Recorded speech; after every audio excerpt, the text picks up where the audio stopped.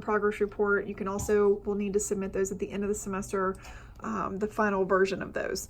Another thing you can do is use WVU Tech's iServe program. So if you've already participated in campus service events, you would already know what this is likely, but you can just Google WVU Tech iServe and it'll likely be the first thing that comes up there. iServe is a page, a web page that we have that basically organizes all of our volunteer needs, community events that you can participate in. So you would need to log in with your WVU Tech username and ID.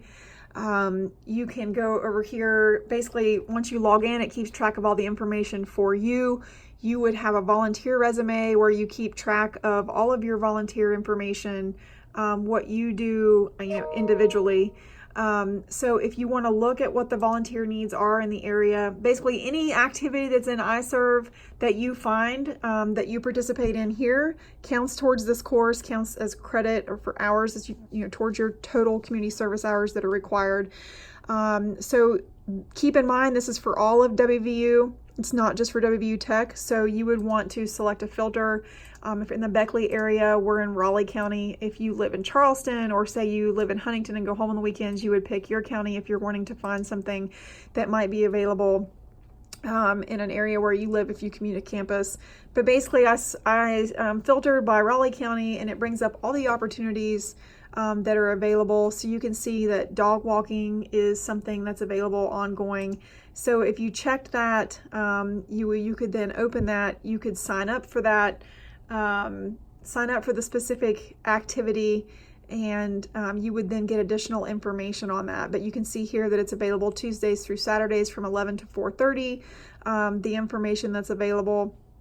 If you see a specific organization or activity that you're interested in, but maybe the current date doesn't necessarily work, but let's say the student life event and office help, you can say they had a particular activity here. You can become a fan of this particular activity if you're interested in that, and you would get email announcements about additional postings that are put up for this particular volunteer activity. So assistance with parties for senior citizens, same thing. You can sign up.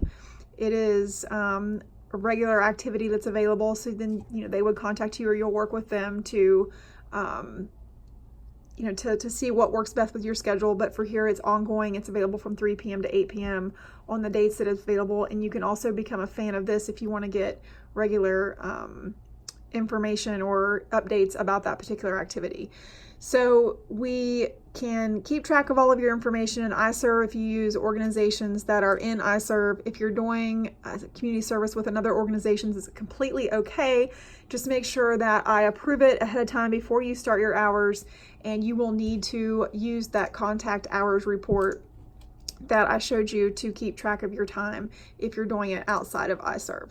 So if you have any questions about the course, please contact me. Take a little bit of time, familiarize yourself with the eCampus information for the course, looking through all the requirements, read through the syllabus.